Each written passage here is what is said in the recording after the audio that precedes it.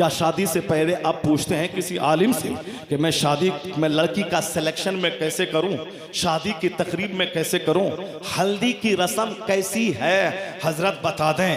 कभी नहीं पूछा, कोई मुझसे भी आज तक नहीं पूछा। ये पता नहीं कहां से मुशरिकों के घर से ये रस्म चली आई है। सुन लीजिए, मसला वही है। हल्दी अगर माँ अपने बेटे को लगा रही है ताकि मेरे बेटे का बदन बदबू से साफ हो जाए, माँ अगर हाथ में लगा दे तो चलो ये मानने वाली बात है, एक्सेप्टेबल है। अगर अपनी खास खाला, अपनी खास फूफी अगर लगा दे, ये चलने की बात है। मालूम है आपको, अपनी ममानी अगर लगाएगी ये हराम है। क्यों? मामू के मरने के बाद ममानी से शादी भांजे की हो सकती है, इसलिए ममानी अब उस लड़के के लिए वहां पे एक महरम का, गैर महरम का रिश्ता है। तो अब वहां क्या है कि वहां शादी जहां हो सकती है तो पर्दा फर्ज है। अब कजी, चचेरी बहन, ममेरी बहन, फुफेरी बहन, खलेरी बहन, पड़ोस की क्लासमेट, साथियां, गर्लफ्रेंड, अगर ये आके हल्दी लगाएं, हराम हराम, सख्त हराम, सख्त हराम।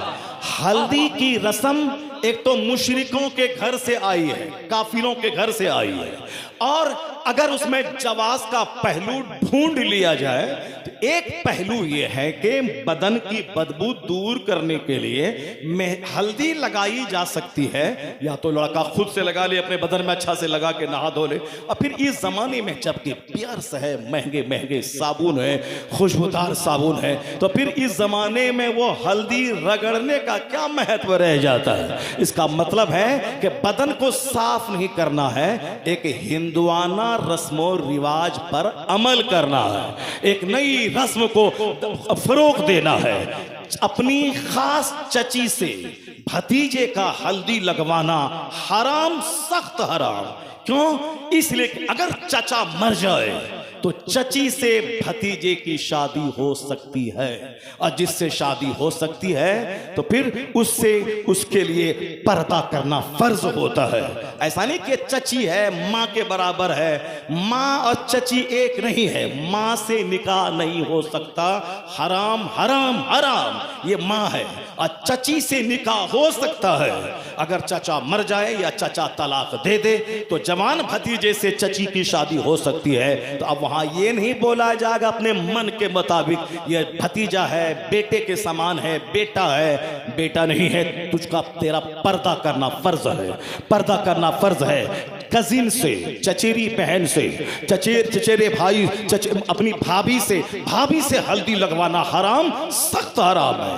अपनी सन बहन से हल्दी लगवाना हराम, सख्त हराम है। ये बता दे, जिस शादी की इब्तिदा हराम से हो रही हो, उस शादी में बरकत कहां से होगी? उस शादी में बरकत कहां से होगी? उस शादी में रहमत कहां से होगी?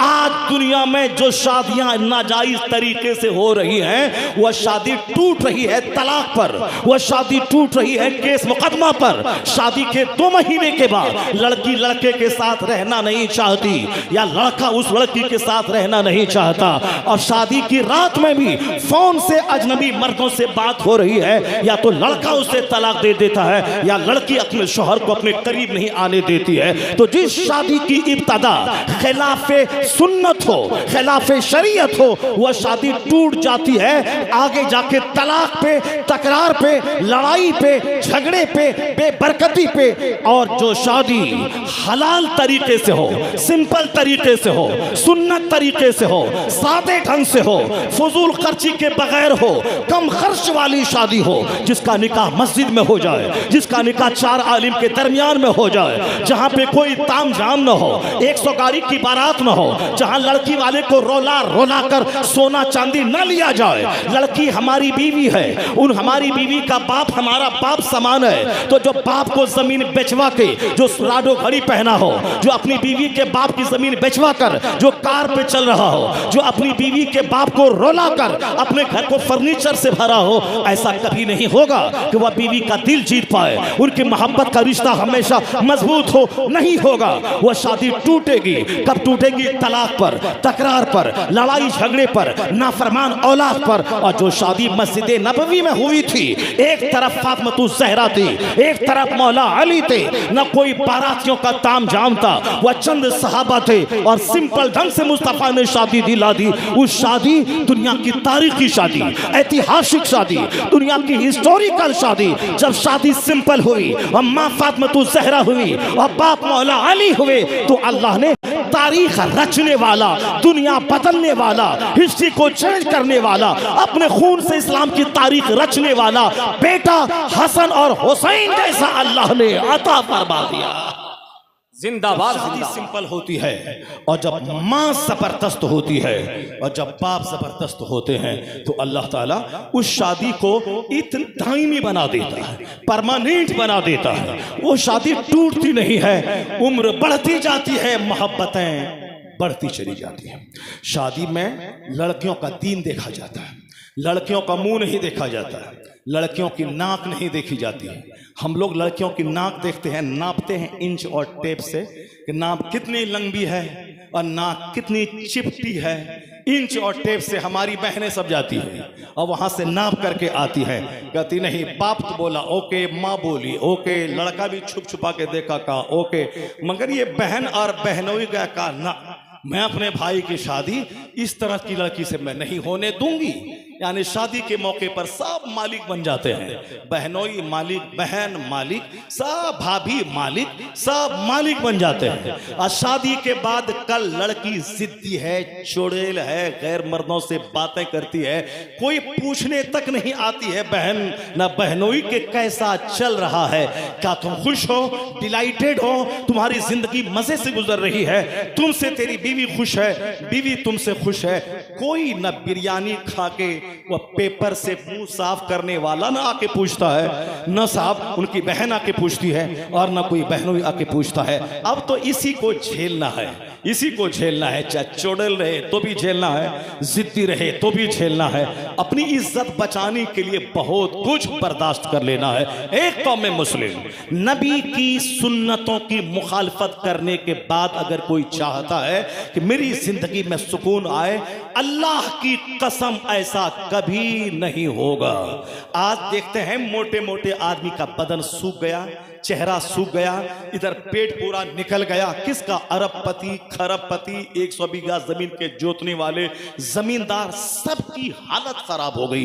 क्यों? शुगर ने सबके जिस्म को गला के रख दिया। हार्ट ब्लड प्रेशर हाई ने 80% लोगों के चेहरे की चार्मिंग को छीन लिया।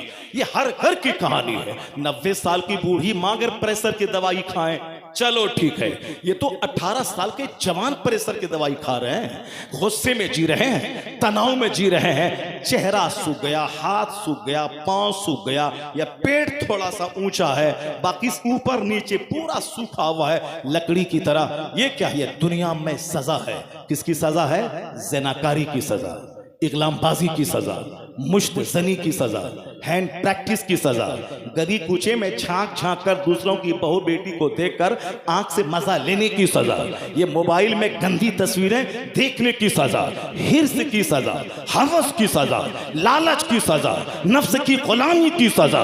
जो शरीयत और सुन्नत के खिलाफ जिया, वहां जहन्नम तो वहां मिलेगा। सेहत यहां गई, सुकून यहां गया, बीवी यहां गई, बच्चे यहां गए, बच्चियां यहां गई, जिंदगी समाज की इज्जत यहां गई। ये साफ लफ्जों में खिलाफे पैगंबर कसे रह गुज़ीर कि हर किस पर मंजिल लखाहत रसीद। जो मुस्तफ़ा के खिलाफ जिएगा, नफ्स की पैरवी करेगा, कभी मंजिल मकसूद पर नहीं पहुंचेगा। न सेहत मिलेगी, न दौलत मिलेगी, न सुकून मिलेगा, न करारे कल्ब मिलेगा। यहाँ बेचैनी मिलेगी, बेइज्जती मिलेगी, रुसवाई मिलेगी, औलाद की तरफ से तकलीफ मिलेगी, बीवी की तरफ से तकलीफ मिलेगी, मरने के बाद खतरनाक जहन्नम की आग मिलेगी। खसरा दुनिया वल आखिरा, दुनिया और आखिरत दोनों बर्बाद होकर रह गई। और दोनों आबाद होने का नुस्खा अल्लाह ने दिया है। ये मेरे महबूब हैं, जैसी शादी कर रहे हैं वैसी तुम करो, जैसा लिबास पहन रहे हैं वैसा तुम पहनो, जैसा घर में बिस्तर बिछा रहे हैं वैसा तुम बिछाओ, जिस तरह जिहाद कर रहे हैं वैसे तुम जिहाद करो, जैसे रात में सजदे में रो रहे हैं वैसे तुम रहो। उनके घर में 2 महीने तक आग नहीं सुलग रही है, ज़बान पे कोई शिकवा नहीं है, अल्लाह हमारे घर में ऐसा क्यों किया, बल्कि उस भी मुसीबतों पे सब्र है। और फिर दुनिया की जिंदगी पर, दुनिया की जिंदगी से बेजारी है, आखिरत की तैयारी है। तो मुस्तफ़ा को देख ले, दुनिया में मकान मिले या फूस का घर मिले, दोनों बराबर हो जाए। हीरे का घर, चांदी का घर, मिट्टी का घर, जिस दिन दोनों बराबर हो जाए उसी दिन वह परफेक्ट मैन होगा, मुस्तफ़ा का सच्चा गुलाम होगा। मिट्टी की दीवार को फूंक दे तो दीवार सोने में तब्दील हो जाएगी, सोने में तब्दील हो जाएगा। सिर्फ चाय की चुस्की लेकर प्रॉब्लम्स बयान करने से काम नहीं चलेगा। प्रॉब्लम्स का सॉल्यूशन खाने में सिंपलिसिटी, कपड़ा पहनने में सिंपलिसिटी, अपने बाल बच्चों को तालीम दिलाने में कोई सुस्ती नहीं, किसी तरह की सुस्ती, लेजीनेस नहीं। ऐसा नहीं कि हमारा बच्चा नहीं पढ़ पाएगा, नहीं, बल्कि जो हिम्मत करता है, कदम आगे बढ़ाता है, अल्लाह की रहमतें उसका इस्तेक़बाल करती है। यह दुनिया में वही कामयाब होता है जो मेहनत मुशक्क़त करता है। सरकारे दो जहां की जिंदगी मेहनतों से इबारत है। सारी जिंदगी का एक एक लम्हा जो हुजूर ने मेहनत की है, वो जिंदगी हमारे लिए एक आइडियल है। नबूवत के ऐलान से पहले, नबूवत के ऐलान के बाद, मक्की जिंदगी, मदनी जिंदगी, सारी जिंदगी हमारे लिए एक बेस्ट मॉडल है। जिस जिंदगी में स्ट्रगल, जिसमें जद्दोजहद, जिसमें अपना भूखा रह के मेहमान नवाजी, पड़ोस की खिदमत, मेहमानों की खिदमत, पूरी दुनिया के लोगों की भलाई चाहने के लिए मैदान जिहाद में जाना, हर वक्त फिक्रमंद रहना, अल्लाह की मर्जी के मुताबिक मुसीबतों के पहाड़ को सह लेना, ये सारी क्वालिटीज जो मुस्तफ़ा के अंदर थी, इसी क्वालिटीज में कामयाबी का राज है। उसी क्वालिटीज की पैरवी में कामयाबी का सारा फार्मूला इस्लाम ने अता फरमा दिया है। बस मैं एक चैप्टर खोलता हूं, उसके बाद मैं अपनी गुफ्तगू खत्म कर देता हूं, चूंकि जो हमारी गुफ्तगू जिस चैप्टर के इर्द गिर्द घूम रही है, सुकून कल्ब, अच्छी औलाद, अच्छी लाइफ, ये कैसे होती है, लोग कैसे जीते हैं। हम लोग चाहते हैं कि अजमेर जाए, अचानक वहां से ऐसा नुस्खा गरीब नवाज दे दें कि हम अरबपति बन जाएं। ये हमारी और आपकी कमजोरी है कि एक 10 रुपए के पताशे में 10 करोड़ की मुरादें मांगने अजमेर जाते हैं। लोहबान अगरबत्ती सुलगा कर तोशे कादरिया में 1000 रुपए लगाया, 1000 करोड़ की मुरादें गौसे आजम से मांग लिया। अगर ऐसा ही इतना ही सस्ता है कि तोशे कादरिया दिला दें, सामने वाला प्लॉट 10 करोड़ की हमको मिल जाए, तब तो फिर ये 40 बरस तक इल्म हासिल करने, 25 साल तक दरियाओं सहराओं के किनारे जंगल के पत्तों को खाकर खुदा की इबादत करने का कोई मतलब नहीं है। जब हम उनके वसीले से मांगे तो हमको मिल जाए करोड़ों, तो फिर उनको 25 साल तक दर्द के पत्ता को खा के नमाज पढ़ने की क्या जरूरत थी। वो सिर्फ इशारा करते, आ जाओ जिब्रील दुनिया में और लगाओ काफिरों को एक तमाचा, 1 लाख काफिर मर जाते, बस सारी दुनिया में इस्लाम का दबदबा कायम हो जाता। जो सोचते हैं ऐसा इस्लाम नहीं है। अब कैसा इस्लाम है, कैसे काम बनता है, कैसे जिंदगी में इनकलाब पैदा होता है, बस उसका एक चैप्टर मैं आपके सामने रखता हूं। जरा गौर से मेरी बात सुनिएगा। हमको ऐसा लगता है कि स्टेज पर शायर इस्लाम शहनशाह तरन्नुम असद इकबाल भाई की आमद हो गई है। अब आप लोग भी उनकी नातिया शायरी सुनने के लिए आप बेचैन और बेकरार होंगे। क्या 10 मिनट मुझको और बर्दाश्त करेंगे आप? 10 मिनट और बर्दाश्त करेंगे आप? जरा जोर से बोलें सुभान अल्लाह, हाथ उठा के बोले ला इलाहा इल्लल्लाह। हाँ, जब असद भाई को बुलाएं तो खूब 2 घंटे 3 घंटे नात सुने, तब बाल बच्चों को हमारे गाना से नफरत हो जाए और नाते रसूल से मोहब्बत हो जाए।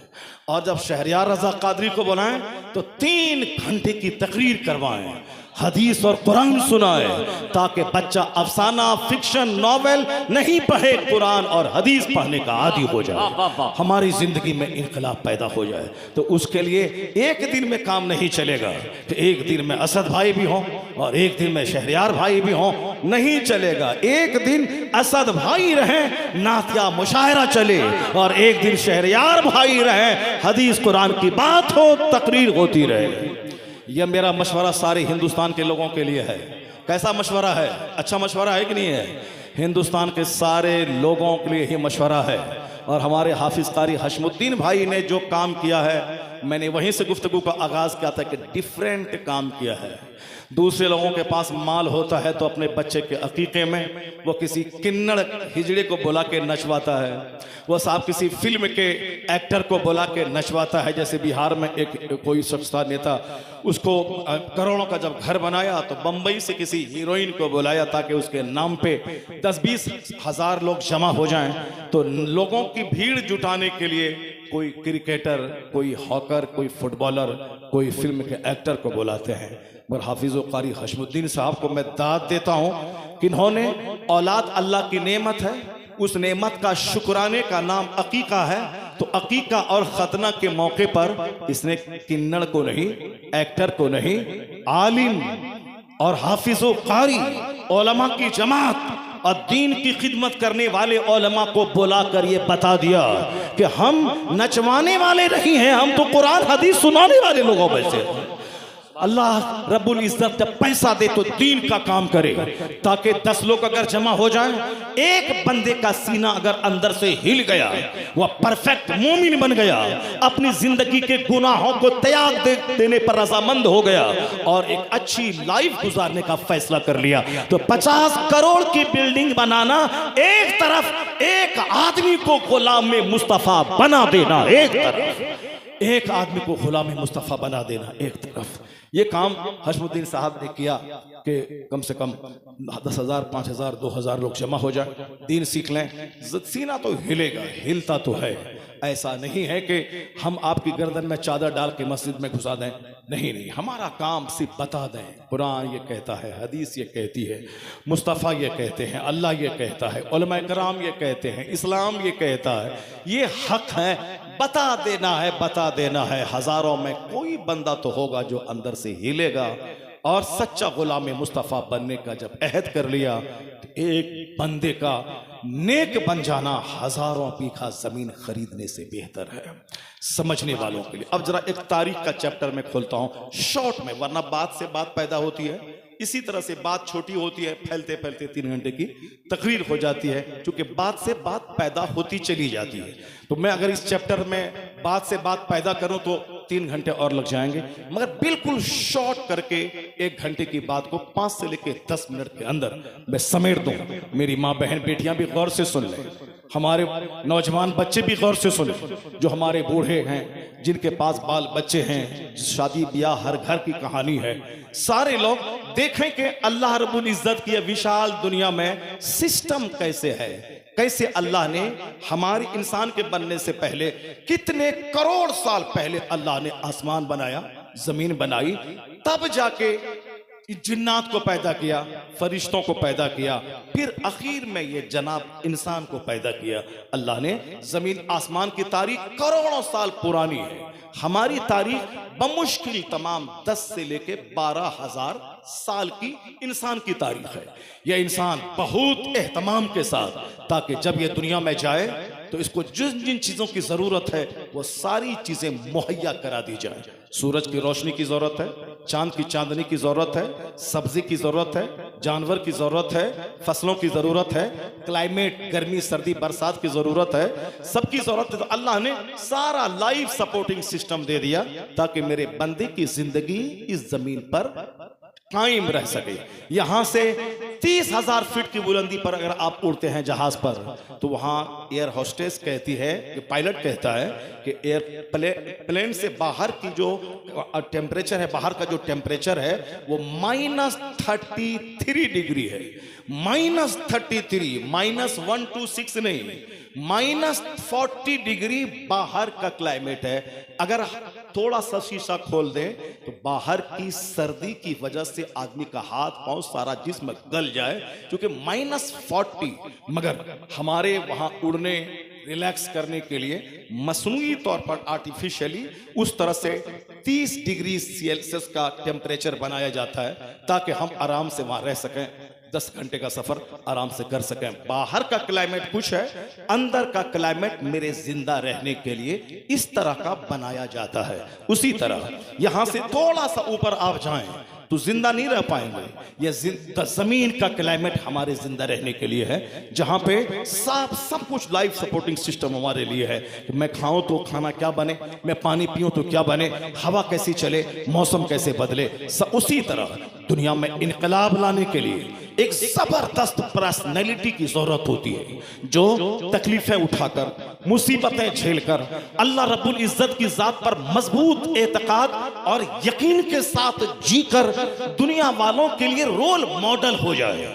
दुनिया की जहालत को उखाड़ के फेंकना है, दुनिया से कुफ्र मिटाना है, दुनिया से शिर्क मिटाना है, दुनिया में तौहीद का राज कायम करना है कि हर तरफ लोग अल्लाह को एक अल्लाह को मानने वाले रहें, शिर्क मिट जाए, कुफ्र मिट जाए। इतना बड़ा काम करने के लिए तो एक ग्रेजुअली, स्लोली, धीरे धीरे एक मजबूत काम करना पड़ता है। एक जबरदस्त पेड़ उगाने के लिए अचानक पेड़ नहीं उगता, उसके लिए जरखेज जमीन की तलाश होती है, जहां से सेब निकले, जहां से आम निकले। सेब के लिए जरारी की जमीन नहीं है, सेब के लिए शिमला की जमीन, सेब के लिए कश्मीर की जमीन, आम के लिए मालदा बंगाल की जमीन, मलिहाबाद, संडीला, लखनऊ के आसपास की जमीन, और फिर आलू के लिए बिहार की जमीन, गन्ना के लिए उत्तर प्रदेश महाराष्ट्र की जमीन, कपास के लिए गुजरात महाराष्ट्र की जमीन, और सेब, संतरा, अनार, जाफरान के लिए कश्मीर की जमीन। जमीन अलग अलग होती है, उस जमीन से फसलें अलग अलग होती है। जब हमें एक जबरदस्त दुनिया का इनकलाबी इंसान पैदा करना है तो उसके लिए जमीन भी जबरदस्त हो, क्लाइमेट भी जबरदस्त हो, उसके आबा अजदाद की तारीख भी जबरदस्त रहे। तो एक कौम मुस्लिम आज जहां काबा है, जहां पूरी दुनिया का सबसे जगमगाता हुआ शहर आज मक्का है, पेरिस फ्रांस की राजधानी की बिजली भी पानी पानी है हरमैन तैयबैन की बिजली के सामने। वहां के एसी प्लांट की तरह पूरी दुनिया में कहीं का एसी प्लांट नहीं है। आप वहां 40-40 दिन हज को जाते हैं, लेकिन एक मिनट के लिए बिजली कभी कटती नहीं है। हाजी वहां से आने के बाद काबा की बात, गिलाफ की बात, हतीम की बात, मना की बात, मुजदलफा की बात, मिलन अख्सरैन की बात, मौलूदुन नबी शरीफ की बात, जन्नतुल बकी जन्नतुल माला की बात, वहां की बहारों और नूर की बात नहीं करता है। कमजोर किस्म का हाजी बोलता है, अरे साहब मैं 40 दिन तक रहा, एक सेकंड के लिए बिजली नहीं गई, वहां की सड़कों पे साहब धूल नहीं है, मैं पैदल चलता रहा, मेरा पांव तक गंदा नहीं हुआ, मैं एक हफ्ता एक कुर्ता और पायजामा पहनता रहा, धोने की जरूरत नहीं पड़ी। यानी बिल्कुल सफाई सुथराई का ये आलम है। वह क्लाइमेट देखा, आइसक्रीम देखा, बिजली देखा, सड़कें देखा, वहीं का चर्चा करके आ गए। और एक बुजुर्ग थे हमारे, वह शेख जो 10 करोड़ कमोबेश मुरीदों के मुर्शिद, जिसको दुनिया अख्तर रजा खां अजहरी के नाम से जानती है, आलिमों के सरदार अख्तर रजा खां, फकीहों के इमाम अख्तर रजा खां, वलियों के सरदार अख्तर रजा खां, सिंपल रहने वाले फकीह का नाम अख्तर रजा खां। 1 लाख 2 लाख नहीं, कमोबेश 10 करोड़ मुरीदों के मुर्शिद अल्लामा अख्तर रजा खां जब मदीना से वापस आए, मदीना से लौट के आए, मक्का से लौट के आए, तो रोने लगे। क्या रोने लगे? मदीने की गली लाजवाब, वहां का कांटा लाजवाब, वहां की फजा लाजवाब, वहां का गुलाब लाजवाब, वहां की मिट्टी लाजवाब, वहां का धुआं लाजवाब, सब कुछ लाजवाब है। रजा ने कहा था कि हरम की जमीन कदम रख के चलना, अरे सर का मौका है ओ जाने वाले। अख्तर रजा ने कहा संभल जा ऐ दिले मुस्तर, मदीना आने वाला है, मदीना आने वाला है। यानी वो हरम की ज़मीं है जहाँ के सर्रे का चर्चा, जहाँ की फजाओं और खलाओं का चर्चा उस हमारे शेख ने किया। तो कमजोर हाजी जो सिर्फ लाल किला का ताजमहल, आगरा का ताजमहल, दिल्ली का लाल किला और दिल्ली का कुतुब मीनार जैसे लोग देखने दिल्ली और आगरा जाते हैं, वैसे कुछ लोग मक्का जाके मदीना का फोटो देख के आ गया, काबा का फोटो देख के आ गया, बाकी हज का कोई असर नहीं दिखता है। हाजी जब हज से वापस आए, पहले से ज्यादा नमाज हाजी पहले से ज्यादा सॉफ्ट, पहले से ज्यादा नर्म हो जाए तो गवाह है कि इसका हज कबूल हो गया है। अगर हाजी हज से लौटने के बाद पहले से ज्यादा फोटो लेने वाला, पहले से ज्यादा सेल्फी बाज, पहले से ज्यादा नमाज छोड़ने वाला, पहले से ज्यादा हरीश लालची, पहले से ज्यादा मगरूर खमंडी, पहले से ज्यादा हार्ड हो, समझ जा कि इसके हज को इनके चेहरे पे मार दिया गया है। मकबूल हज का बदला जन्नत है, और मकबूल हज वो है जो हज से लौटने के बाद आदमी को बदल दे, जिनकी सोच बदल जाए, जिनका नजरिया बदल जाए, जिनके जीने का अंदाज बदल जाए। ये वो हाजी करेगा जो आइसक्रीम खा के नहीं आया है, जो हरम के जर्रे जर्रे को मोहब्बत की निगाह से देख के आया है। बज़ाहिर भी आज मक्का मदीना पूरी दुनिया के सबसे ज्यादा बारौनक शहर है, लेकिन आज से 4000 साल पहले मक्का में एक आदमी नहीं था, एक घर नहीं था। वहां क्या था? ऊंचे ऊंचे पहाड़, एक वादी, जिस नाला जहां उस पहाड़ का पानी आके बहता जमा होता था, और हर तरफ बयाबान है, चटियल मैदान है, गर्म पत्थर है, कहीं दूर दराज में बालू है, रेत है। जहां पानी रहेगा वहां ना परिंदा नजर आएगा, जहां पानी रहेगा वहां इंसान बसेगा। पानी था ही नहीं तो कौन इंसान बसता? कुछ नहीं था। दूर दराज तक, कई कई कोस तक एक सायादार दरख्त नहीं था कि कोई मुसाफिर उस दरख्त के साये में धूप से अपने आप का बचाव कर सके, नहीं था। अगर आज आप मक्का से मदीना जाएं, रास्ते में कोच बस से आप आसपास की फजाओं और वहां की सराउंडिंग्स को देखें तो हर तरफ गर्म पत्थर, सूखे हुए जंगल, जली हुई घास, यही सारी चीजें मिलेंगी। और आज से 4000 साल पहले कुछ नहीं था। अल्लाह ने क्या कहा? ऐ मेरे इब्राहिम, अपने इस दूध पीते बच्चे को और अपनी बीवी को मेरे घर के पास जाके रख दे। कहां घर? ऊपर में बैतुल मामूर जो फरिश्तों का काबा है, उस पर वो तवाफ करते। उसी की सीध में जो जमीन का नाफ है वो मक्कतुल मुकर्रमा उम्मुल कुरा है। पूरी दुनिया के बीच में है मक्का। उसी बैतुल मामूर की सीध में फरिश्तों ने आकर गड्ढा खोद दिया था और कहा था ये अल्लाह का घर है, जमीन पे रहने वाले इंसानों का किबला है। बस फरिश्तों ने सबसे पहले खुदाई कर दी, बस वही एक अल्लाह का घर है। अब वहां कोई इंसान नहीं था। अब जब अल्लाह ने उसको बसाना चाहा, जनाब इब्राहिम अलैहिस्सलाम से कहा कि अपने इस खूबसूरत बच्चे को माँ के साथ मेरे घर पास जाके छोड़ दो। अल्लाह का हुक्म था। क्यों, व्हाट, व्हाई, ये हमारे जैसे लोग लॉजिक जब लगाते हैं तब वहां मसला पेचीदा हो जाता है। लेकिन जन्नती की पहचान है जेंटिलिटी, जन्नती की पहचान है भोला भाला। जन्नती धोखा खा जाता है, धोखा देता नहीं है। जन्नती की पहचान है अपनी गलती फौरन एक्सेप्ट कर लेता है। जहन्नमी की पहचान है गुरूर होगा, अहंकार होगा, अपनी गलती जल्दी तस्लीम नहीं करेगा। ये जहन्नमी की पहचान है। अल्लाह का हुक्म है। जनाब इब्राहिम अलैहिस्सलाम अपनी बीवी और अपने बच्चों को लिया, कहां फिलिस्तीन और कहां मक्कतुल मुकर्रमा। अपने बच्चे को लेके आए, एक तोशे में सत्तू है, खजूर है और मशक में पानी है, लेके आए। अपनी बीवी, अपने बच्चे को 1000 दुआओं के बाद बुढ़ापे में अल्लाह ने एक चांद जैसा बेटा दिया था। उस बेटे को कोई आदमी जल्दी इस तरह आसानी से जंगल में रख के नहीं आएगा, लेकिन जिसकी नजर अल्लाह पे हो वो तो दुनिया की हर तरह की कुर्बानी देने पर रजामंद हो जाता है। जनाब इब्राहिम ने अपने बच्चे, अपनी बीवी को रखा, वहां से वापस होने लगे। जनाब हाजरा कहती हैं, क्या कहती हैं कि यहां छोड़ के क्यों जा रहे हैं? जनाब इब्राहिम ने कुछ नहीं कहा। फिर ये कहती हैं क्यों छोड़ के जा रहे हैं? कोई जवाब नहीं। हर बात का जवाब नहीं होता है दुनिया में। खामोशी से बहुत बड़ी बड़ी मुसीबतों का हल निकल आता है। मेरी माँ बहन बेटियां खामोश रहना सीखें, हमारे नौजवान, हमारे बूढ़े भी खामोश रहना सीखें। जरूरतन बोलें, बिला वजह गटर मटर न करें, जरूरतन बोलें। फल यकुल खैरन और लेयसमुत, या तो अच्छी बात बोलें या चुप रहें। चुप रहना सीखें, बात सुनना सीखें। अल्लाह ने एक जबान दी है ताकि बोलें कम, 2 कान दिए हैं ताकि सुने ज्यादा।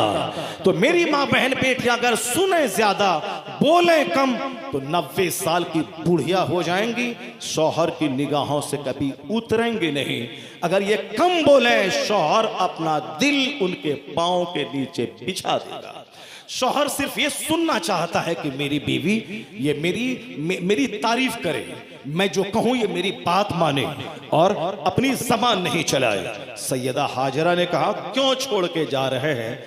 3 बार आपने सवाल किया, जनाब इब्राहिम अलैहिस्सलाम चुप रहे। चौथी बार सैयदा हाजरा कहती हैं, क्या अल्लाह का यही हुक्म है क्या? क्या अल्लाह का यही हुक्म है क्या? जनाब इब्राहिम कहते हैं, हाँ अल्लाह का यही हुक्म है। अब बुखारी की हदीस में आया है, सैयदा हाजरा क्या कहती हैं? एज़न ला युज़य्यिउ नल्ला, अगर यही बात है कि अल्लाह का हुक्म है, मुझे यकीन है कि मेरा खुदा ज़ाय नहीं करेगा, मुझे यकीन है कि मेरा खुदा ज़ाय नहीं करेगा। सैयदा हाजरा का वो ईमान की पुख्तगी, अल्लाह पर यकीन। आज हमारा यकीन दौलत पर, नौकरी पर, औलाद पर, मुलाजमत पर, हुकूमत पर, हमारे वोट पर, इसीलिए हम मारे फिर रहे हैं। जिस दिन वो यकीन अल्लाह पर कि एक बच्चा रहे वही खिलाने वाला है, 50 बच्चा रहे वही खिलाने वाला है, हमें न हमल गिराना है, हमें न बच्चे को जिंदा दरगोर करना है, हमें न बच्चे को दफन करना है, न बच्चे की रोजी के बारे में ज्यादा परेशान होना है। नहीं, मेरा खुदा कहता है, ला तक़्तुलू औलादकुम खश्यत इमलाक, गरीबी के डर से बच्चों को कत्ल मत कर, हम तुझे भी रोजी देते हैं, तेरे बच्चों को भी रोजी देते हैं। यकीन कमजोर हो गया, इसलिए एक बच्चा वाला भी चेहरा उसका सूखा है और 10 बच्चा वाला का चेहरा गुलाब की तरह खिला हुआ रहता है। मेरे गांव में एक आदमी को 10 बेटी, सब की शादी हो गई, सब अब साहिब औलाद हो गई। मेरे मदरसे के टीचर की एक बेटी, जमींदार को दे देंगे 50 लाख, कार दे देंगे, पैसा दे देंगे, लेकिन जब तक दोनों मियाँ बीवी रोए नहीं, गिड़गिड़ाए नहीं, अपनी बसात हैसियत से गिर के कमजोर आदमी के घर में शादी करना पड़ा। 10 बेटी की शादी हो गई, सब अच्छे घर में। अल्लाह पर यकीन जो करता है, अल्लाह उसके लिए काफी हो जाता है। वमन यतवक्कल अलल्लाह, सैयदा हाजरा ने अल्लाह पर विश्वास किया तो अल्लाह ने उसके यकीन का ये बदला दिया कि हजरत इस्माइल की एड़ी की रगड़ से जमजम का चश्मा निकला, जो दुनिया का सबसे बड़ा मीठा समंदर। कबीले जुरहुम के लोगों ने जब देखा परिंदा है, सोचा जरूर पानी होगा। जब करीब आया तो देखा एक खातून एक बच्चे के साथ, सामने एक पानी का मीठा चश्मा। कहा, सैयदा मुझे ठहरने का हुक्म देंगे पानी पीने का? कहा, ठीक है, यहाँ रहो, बसो, मगर पानी पे मेरा कंट्रोल रहेगा। जुरहुम के लोग बसे, धीरे धीरे मक्का आबाद हुआ। जनाब इस्माइल जवान हुए। जनाब इस्माइल की शादी कबीले जुरहुम की एक खातून से हुई। जनाब इब्राहिम काहे वक्फे से आते थे। एक बार आए, जनाब इस्माइल घर में नहीं थे। बुखारी की लंबी हदीस का सारांश सुने। जनाब इस्माइल घर में नहीं थे, इब्राहिम अलैहिस्सलाम आए, खातून बाहर हुई। कहा, इस्माइल कहाँ है? कहा, इस्माइल शिकार को गए हैं। कहा, ये बताओ कैसे गुजर बसर हो रहा है? कहा, बड़ी तंगियों से गुजर बसर हो रहा है, बड़ी तंगियों से गुजर बसर हो रहा है। जनाब इब्राहिम अलैहिस्सलाम ने कहा, जब इस्माइल आ जाएं, मेरा सलाम कह देना कि एक शख्स आया था ज़ईफुल उम्र, वो सलाम कहा है, और कह देना कि इस चौखट को बदल दे, गय्यर अतबतबाबी, इस दरवाजे की चौखट को बदल दे। जनाब इस्माइल लौट के आए तो कहा कि एक बूढ़ा शख्स आया था और उसने मुझसे पूछा था कि कैसा गुजर बसर हो रहा है। तो मैंने कहा था बड़ी तंगियों से गुजर बसर हो रहा है। उसने कहा था कि इस्माइल को सलाम कह देना और कह देना कि दरवाजे की चौखट को बदल दे। जनाब इस्माइल कहते हैं कि सुनो, वो मेरे बाप थे इब्राहिम अलैहिस्सलाम, और तुम्हारी बात से वो नाराज हो गए। दरवाजे की चौखट बदलने का मतलब है कि मैं तुझको तलाक दे दूं। एक खूबसूरत औरत, एक कबीले के सरदार की बेटी को तलाक देना कितना मुश्किल काम है, लेकिन बाप के फरमाबरदार बेटे के लिए कोई मुश्किल नहीं है। जो आज मोहब्बत की शादी के नाम पे किसी लड़की के साथ भाग गया या कोई लड़की किसी लड़के के साथ भाग गई, 110% उनकी शादी लड़ाई झगड़े जहर खाने फांसी के पंदे पे लटकने बीच चौराहे पे जिल्लत की मौत मरने या दरगाहों पे जाके भीख मांगने पे शादी खत्म हो जाती है, क्योंकि वह है अपनी नफ्सानी ख्वाहिशात की तकमील की शादी। लेकिन जो शादी अपने माँ बाप की मर्जी के मुताबिक बेटी के हुए हो, बाप को पसंद है मुझे पसंद है, बाप को पसंद है मुझे पसंद है, जहां माँ बाप की चलती है, माँ बाप की मर्जी के मुताबिक शादी होती है, अल्लाह उस शादी में इतनी बरकतें दे देता है, वह साहिबे औलाद भी हो जाती है, बूढ़ी भी हो जाती है, मर भी जाती है, न तकरार होती है, न तलाक की नौबत आती है। अपनी मर्जी की शादी टिकती नहीं है, माँ बाप की मर्जी के मुताबिक जो शादी होती है उस शादी में ठहराव होता है, उसमें स्टेबिलिटी होती है।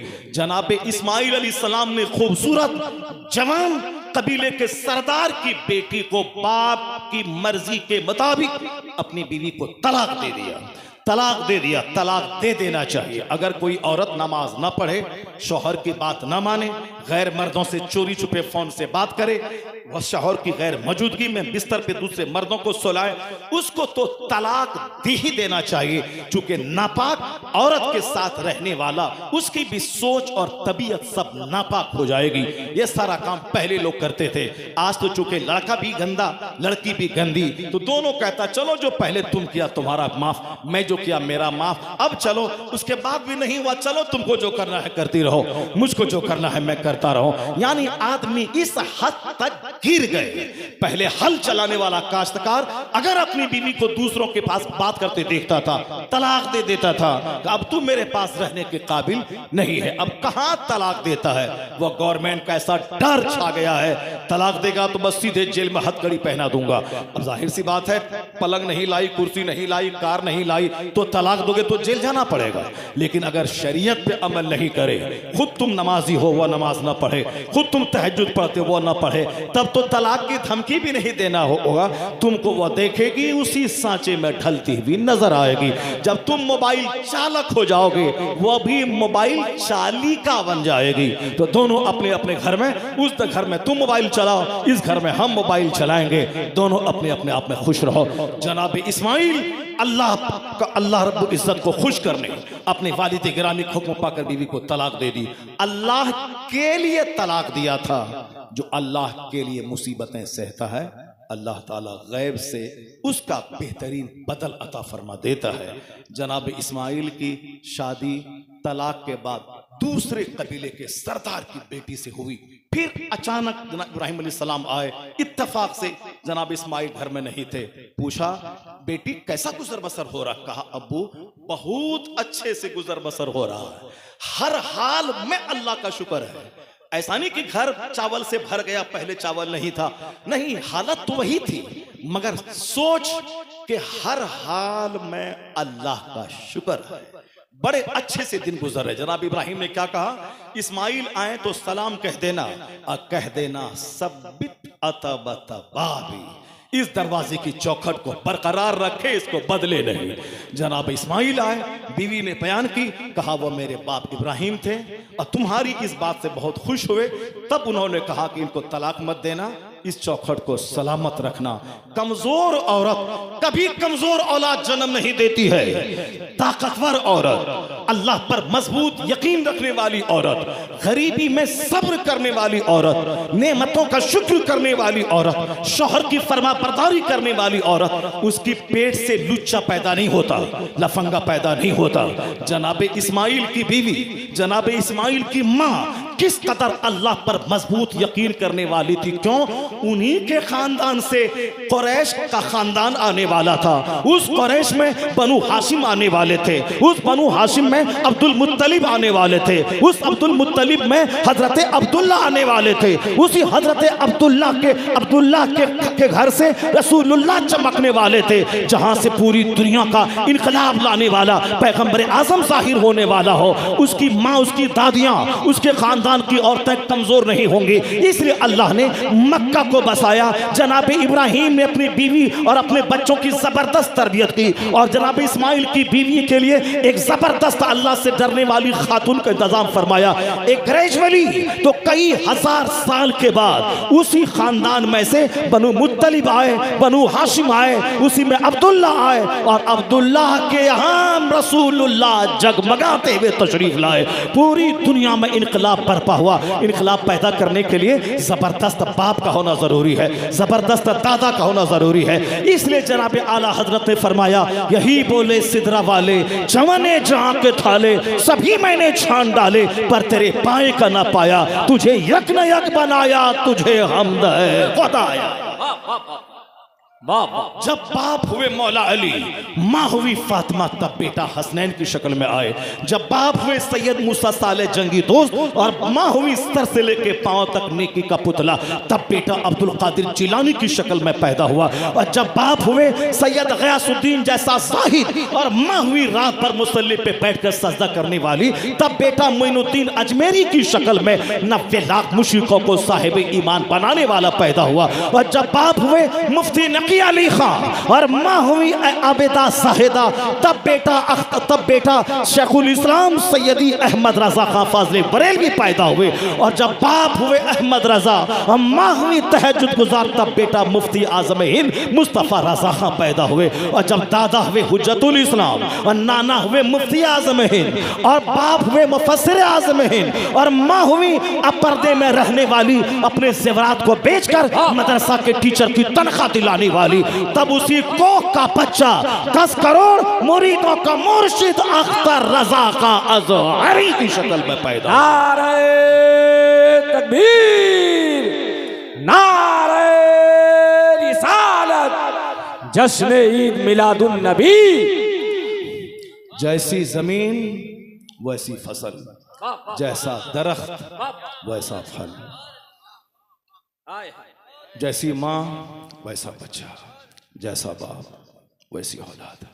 तो आने वाले इन नस्लों पे रहम करते हुए डीजे छोड़ दें, मोबाइल का गलत इस्तेमाल छोड़ दें, सिर्फ नाक इंच टेप लेके नापना छोड़ दें। हुजूर ने फरमाया है कि 4 चीजें शादी में देखी जाती हैं। तुम दीन देखना, तुम हुस्न सिर्फ मत देखना, दीन देखना, दीन देखना। तो मुस्तफ़ा की बात मानिए, दीनदारी को तरजीह दीजिए, अपने बाल बच्चों की तरबियत कीजिए। 50 करोड़ का मकान देने से बेहतर है कि बच्चों को नमाजी बना दीजिए। माल कमाने और खर्च करने का तरीका बता दीजिए। अच्छी तरबियत करेंगे तो कल आप मर के कब्र में चले जाएंगे तो ये बेटा आपकी कब्र पे जाके कहेगा, इलाही मेरे बाप को बख्श दे जो मकान नहीं दिया है मगर ईमान और अमल की दौलत दे के चला गया है। अल्लाह तबारक व तआला हशमुद्दीन साहब को सलामत रखे, जिन्होंने एक बड़ी कॉन्फ्रेंस कर दी। ज़रारी में से पहले भी मैं आया हूँ, इससे पहले भी असद भाई आए हैं, और इतना बड़ा मजमा मैंने पहली बार ज़रारी में देखा है। और ये कोई 50 आदमी मिल करके कॉन्फ्रेंस नहीं किया, एक तनहा बंदा उन्होंने खुलूस के साथ इस महफिल का इनेकाद किया। अल्लाह ने इसको कामयाब बनाया। वरना असद भाई जैसे शायर कहाँ मिलते हैं, इसके चले आए, वो मिल गए, आ गए, और आप लोग उनके इंतज़ार में बैठे हैं। मेरी तकरीर भी आपने गौर से सुन लिया। अगर हाँ माशाअल्लाह क्या बात है, तब आपने प्यार दिया है इतना कि वो तो पुराने हैं ही आने वाले माशाअल्लाह। अल्लाह तबारक व तआला इस महफिल को कबूल फरमाए। और हशमुद्दीन साहब के जितने बच्चे हैं जिनका अकीक़ा खतना है, सब बच्चों को अल्लाह सेहत और तंदुरुस्ती अता फरमाए।